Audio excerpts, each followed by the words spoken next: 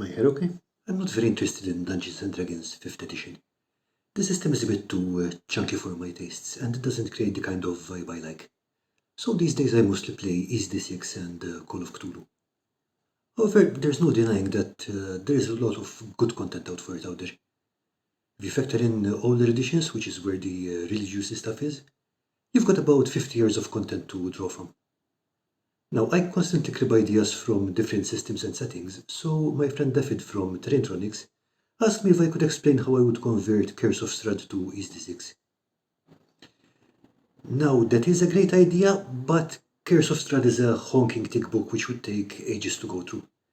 Instead, I'm just going to go over the conversion of the star of the show, the Vampire Lord Strahd von Zarovich. If you lot are interested, I can go over the other characters or artifacts in future videos, so let me know in the comments if that's something you would like to see. This conversion will be based on the 5th edition stat block from Curse of Strahd. However, Strahd is not your average monster in a room who can take a few more hits than his minions. He's charismatic, he's intelligent, and he's an antagonist with an agenda. And we're going to need to take that into account if we're going to make the conversion feel right. For this, I looked up several videos and posts about how to run him in a game, and though there are literally hundreds of them around, in the end I used the one by Flute Sloot to get a rough idea of the style of play I wanted to get to. The link is in the description below, and I recommend a look as it gives a great idea of how to run Strahd as the magnificent bastard he was always meant to be. Lunchbreak Heroes also has a great series on how to run Curse of Strahd, so I can point you their way and focus on the mechanical details without worrying about spoiling the plot. Now, numbers are not very important in EZ6, which is good because the feel we're going for is Francis Ford Coppola, not Sesame Street. Still, the stats are a good place to start, so let's get cracking. In 5th edition, Strahd has 144 hit points. One of the items that Strahd has in his possession is the Heart of Sorrows, which can absorb up to 50 hit points of damage for him. Dividing by 10 gives us 5. Since the heart regenerates damage in a different way than Strahd himself does, I'm going to note that as a plus 5 instead of adding everything up together. Next, let's consider how difficult it is to damage him. His armor class is 16, which is good but not exceptional, so I'm going to say that you can hit him on a 5 or better on a 6-sided die. However, he's also resistant to damage from non-magical weapons, and I'm going to borrow a rule from the EZD6 Book of Quests and say that non-magical weapons can only injure him on a confirmed critical. That means if you're hitting him with a regular non-magical weapon, you need to roll a 6 to hit, and then you roll another 6, and that's it, you cause 1 strike of damage and do not roll further. The feel I'm going here is that anyone going up against him unprepared, they're toast. But if they plan things out in advance, 5 or 6 players will be a serious existential threat to him. This should encourage you as a rebel rouser to use minion strategy and of course subterfuge to keep him in the game. The 5e stats also specify he's undead, so we're going to give him immunities against sleep, poison, and all the other regular undead immunity stuff. Next, let's look at numbers. Most of the stats are 18, which is near the top end of human capability. Intelligence is 20, so we're talking genius territory, and wisdom is 15, which is not incredible, but it's still above average. Stats don't really have a place in EZ6, but we can use them to see what kind of things Strahd would find easy to do. I'm going to go with a boon to strength tasks, and since his backstory says he's a skilled military veteran, I'll also say he has a boon to melee. Ideally, we don't want him to be stuck in the front line, but he can still defend himself competently. We also know he's very charming and has ruled Barovia for centuries, so let's give him boons to political and social interactions too. In my case, I don't usually use dice for that sort of thing, but you can if you want to. The stat block also gives him skills in Arcana, Perception, Religion, Stealth. So let's give him boons in Magical Knowledge, Perception, Religious Knowledge, and Stealth. Those are fairly easy. Since he has Dark Vision, I'm going to rule that he can see in pitch darkness in the same way as the Shadow Weaver. Now, being a shape changer, Strahd can take 4 different forms. Regular form, wolf, bat, or mist. We could use the rules for the shapeshifter circle here, but since it's kind of built into him, I think it makes more sense that it just happens. Spends an action, and he's in his new form. Boom. While he's in bat or mist form, he can fly, and while he's in wolf form, he's a bit faster. But his other abilities remain unchanged. You can use this section pretty much as written. Next item down, Legendary Resistances. Now, Legendary Resistances aren't a thing in EZ6, but we can use the idea of villain dice from Wasted World. These work exactly like hero dice do for players, and we can keep this at 3. So instead of automatically passing a failed roll, EZD6 Strahd can reroll up to 3 dice a day. Misty Escape can be used exactly as written, with no changes. Just substitute hit points for strikes. So after a 1-hour dirt nap, Strahd wakes up with 1 strike. Then his normal regeneration kicks in, which is good because that's the next point. Regeneration is also straightforward. We can just divide the 20 hit points by 10, and now Strahd regenerates 2 strikes per round, as long as he has at least 1 strike left at the beginning of his round. The other conditions need a bit of work. Damage types aren't a thing in EZD6, and since there are tons of different ways your players could think up to deal damage, this is going to need some judgment from your part. I definitely think the Fire's Holy Light would qualify as Radiant, for example.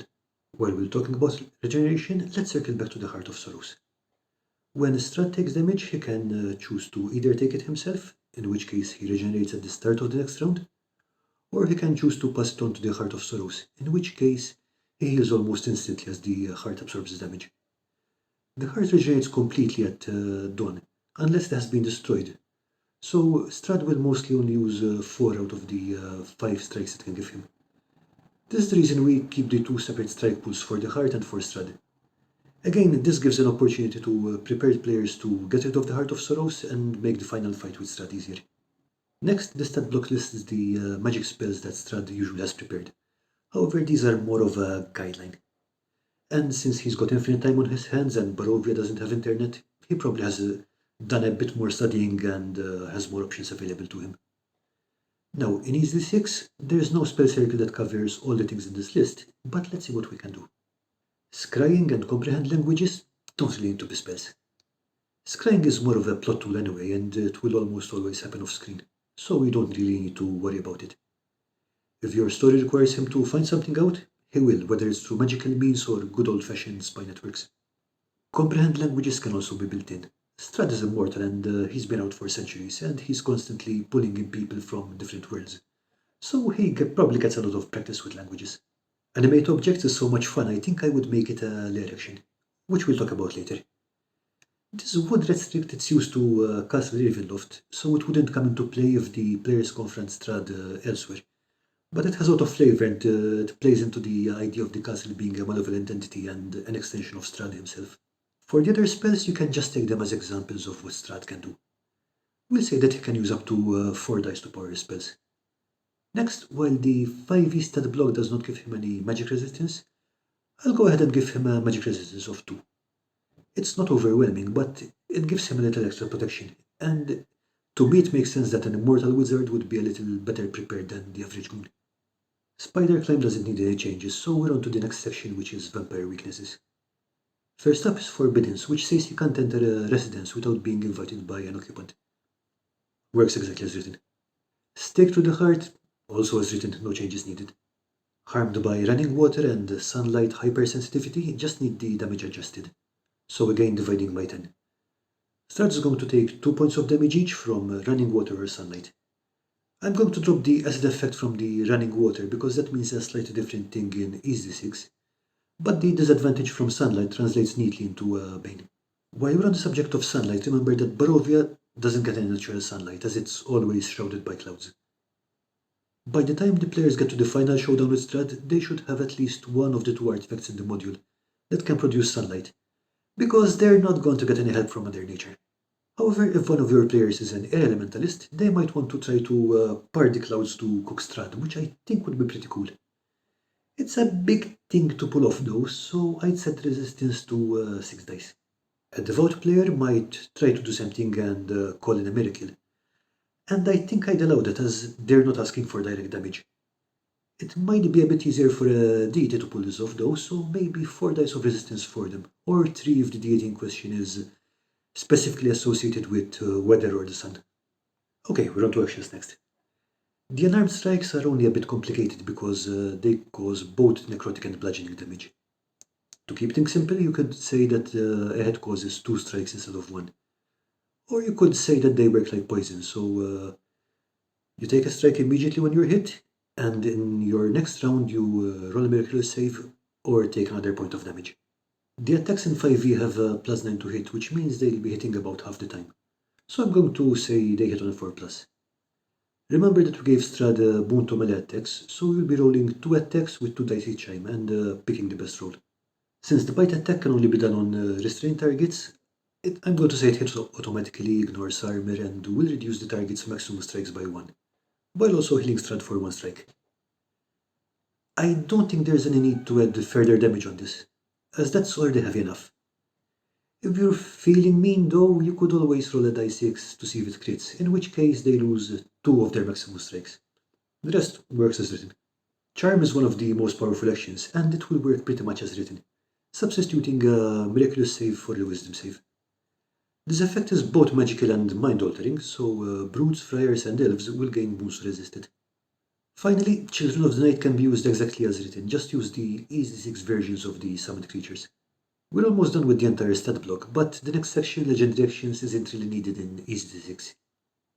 You could use these actions to interrupt the player's turn or react to them, but in my opinion, using summoned creatures and minions to make a fight scene more interesting makes out more sense. Okay, last item on the list are Lair actions. Now, these we do want, because they add a lot of flavor. Remember that these can only be triggered when Strahd is in Castle Ravenloft, and they can really turn the castle into a horror set.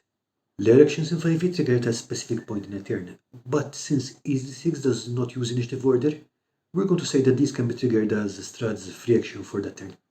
The first Lair action allows Strahd to move through any wall, door, ceiling, or floor in the castle until the beginning of his next round.